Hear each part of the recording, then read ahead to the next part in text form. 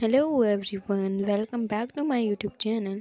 Today we are going to read Ideas and Institution in Indian Political Thoughts के important notes जो exam में 100% आएंगे. Let's start. हम लोग यूनिट 6 पढ़ेंगे आइडियाज़ का वर्ण और जाति व्यवस्था. वर्ण और जाति व्यवस्था एक परिचय. प्राचीन काल से लेकर अब तक भारत की राजनीतिक, सामाजिक और आर्थिक संरचना में वर्ण और जाति व्यवस्था का महत्वपूर्ण स्थान रहा है. वर्तमान में भारत में 3,000 से अधिक जातियां तथा उनकी भी उपजातियां पाई जाती हैं. वैदिक ग्रंथों से लेकर उपनिषद तथा अन्य प्राचीन ग्रंथों में वर्ण व्यवस्था के साक्ष्य मिले हैं.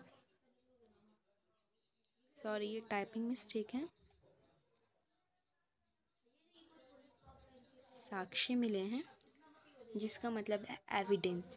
जो वैदिक ग्रंथ है भारत हो गया,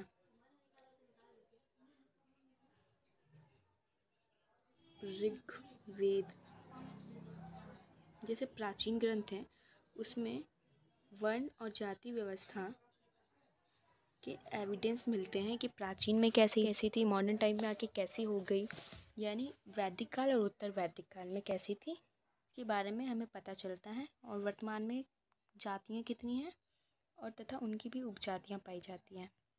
वर्ण व्यवस्था की उत्पत्ति संस्कृत के ब्रा धातु से मानी जाती है जिसका अर्थ है वरण या चयन करना, और चयन का अर्थ इसमें व्यवसाय से है, मतलब नौकरी वगैरह से है. ऋग्वेद में वर्ण शब्द का अर्थ रंग से बताया गया है. श्री कृष्ण ने भगवत गीता में वर्ण की उत्पत्ति का आधार गुण और कर्म बताया है, यानी उनके अनुसार जो गुण होते हैं इंसान के और जो वो काम करता है उसी पर वर्ण व्यवस्था निर्धारित की जाती है, उसी पर तय होती है उस इंसान की वर्ण व्यवस्था. भारत में वर्ण व्यवस्था प्राचीन काल से लेकर ही भारत में वर्ण व्यवस्था की स्थिति और विद्यमान थी.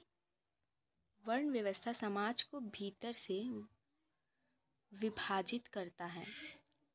मतलब जो समाज को वर्ण व्यवस्था है, जैसे भारत में वर्ण व्यवस्था 4 है, तो वही ना 4 वर्ण व्यवस्था समाज को विभाजित करता है अलग अलग टुकड़ों में. कई विदेशी यात्रियों ने जैसे मेगास्थनीज वेनत्यांग्स ने भारत की वर्ण व्यवस्था का उल्लेख किया है. कई लोग वर्ण व्यवस्था की उत्पत्ति विराट पुरुष के अंग से मानते हैं, यानी एक विराट पुरुष है जो वो मानते हैं कि जो ब्राह्मण है वो विराट पुरुष के मुख से आया है. ब्राह्मण विराट पुरुष के मुख से आया है जो बोलने, इसलिए ब्राह्मण बोलने का काम करता है.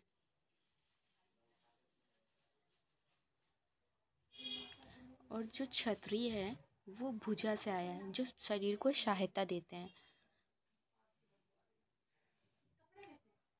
क्षत्रिय जो समाज को सैन्य शक्ति प्रदान करता है, यानी सैन्य वगैरह का काम करता है. और जो वैश्य है उनकी उत्पत्ति जांघों से मानी जाती है. और जो शूद्र है उनको पैरों से कुचला हुआ माना जाता है.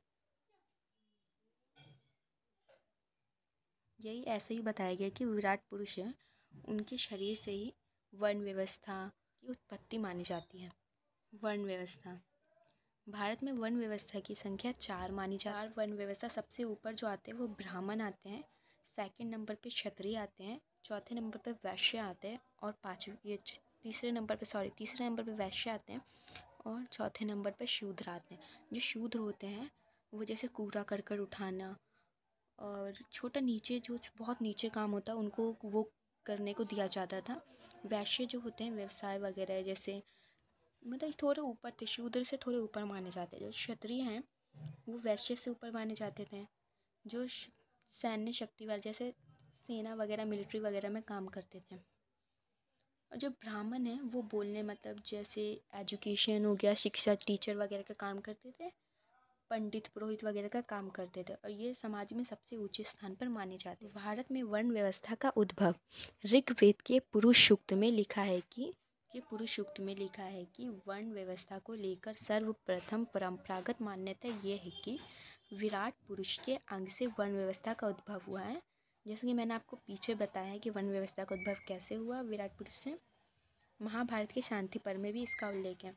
आपका अगर आप एग्ज़ाम देने जाओगे तो आप ये श्लोक अच्छे से याद कर लेना, जो आपके लिए बहुत अच्छा एग्ज़ाम में बहुत अच्छी तरह से परफेक्ट बैठेगा और आपको एग्जामिनर जो है ये श्लोक वगैरह देख के नंबर अच्छे देंगे। ये है मुखजा ब्राह्मण सतात बहुजा क्षत्रिय स्मृता उरुजा धनिनो राजन पादजा परिपचारका।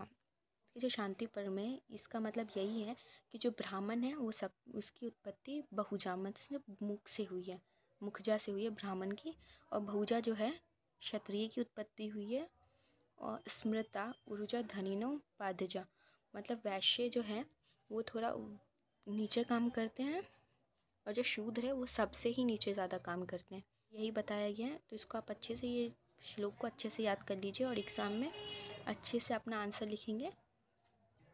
ऋग्वेद के पुरुष सूक्त में लिखा है कि विराट पुरुष के मुख से ब्राह्मण का उद्भव हुआ है, भुज से क्षत्रिय का उद्भव हुआ है, और जंगा टाइपिंग मिस्टेक है, आपको पहले ही बता दिया है कि कैसे विराट पुरुष के मुख से उसका उद्भव हुआ है। मुख से ब्राह्मण की उत्पत्ति का अर्थ है कि वह अध्यापक का कार्य करेगा, यानी बोलने वाला कार्य। रक्षा का हाथ से होने का कारण है ये क्षत्रिय की उत्पत्ति भुजा से हुई है, क्योंकि जो रक्षा का कार्य होता है, जो सैन्य प्रदान करता है, मतलब हाथ से ही होता है, तो इसलिए क्षत्रिय जो है उसकी उत्पत्ति भुजा से मानी जाती है। और वैश्य का कार्य उत्पादन क्रिया और समाज को सहायता देना, उत्पादन जो क्रिया वगैरह होती है उससे समाज को सहायता देना होता है। शूद्र जो होता है, शूद्र का स्थान पैरों के समान है जो श्रम का कार्य कर, वो जो है रंग के आधार पर वर्ण व्यवस्था की उत्पत्ति मानते हैं। उनके अनुसार ब्राह्मण जो है उनका रंग श्वेत होता है, यानी सफ़ेद गोरा होता है। क्षत्रिय जो होता है उनका रंग जो होता है लोहित होता है, और वैश्य जो होता है उनका रंग पीत यानी थोड़ा सा येलो टाइप का होता है। शूद्र जो होता है वो काले कलर का होता है। पर वैज्ञानिक युग जो है उन्होंने इसकी उत्पत्ति का आधार रंग को नकार दिया है, मतलब उनके अनुसार ऐसा कुछ भी नहीं होता, इस आधार पर वर्ण व्यवस्था नहीं। इसी में कई लोग गुण के आधार पर वर्ण व्यवस्था का समर्थन करते हैं। वे उदाहरण देते हैं महाभारत जो है उसके वन पर्व में युधिष्ठिर और जल देवता के बीच संवाद हुई है, जिसमें वो युधिष्ठिर से क्वेश्चन पूछते हैं। जल देवता पूछते हैं ब्राह्मण कौन है। युधिष्ठिर कहते हैं सत्यवादी, समाशील, चरित्रवान, संवेदनशील और तपस्वी हो वही ब्राह्मण है। फिर जल देवता पूछते हैं यदि ये गुण शूद्र में विद्यमान हो तो क्या वह ब्राह्मण होगा, और अगर ये गुण ब्राह्मण में ना हो तो क्या वह ब्राह्मण नहीं। फिर जल देवता को युधिष्ठिर आंसर देते हैं। युधिष्ठिर ने कहा कि गुण के आधार पर ही वर्ण व्यवस्था निर्धारित होती है। जन्म से सभी समान होते हैं, गुणों से ही वर्ण व्यवस्था का निर्धारण हुआ है, यानी जो जैसा काम करेगा, जैसा उनका नेचर होगा, उन्हीं के आधार पर वर्ण व्यवस्था बनेगी। पर कई लोग का मानना है कि वर्ण व्यवस्था जन्म पर आधारित होती है। यदि उनके माता पिता जिस वर्ण के होते हैं वह उसी वर्ण का होगा। सर्वपल्ली राधाकृष्ण, वर्तमान में गांधी जी आदि ने इस आधार पे वर्ण व्यवस्था का समर्थन किया है। वर्ण व्यवस्था में कर्म और गुण की प्रधानता थी, कुछ समय बाद जन्म पर भी आधारित होने लग गए।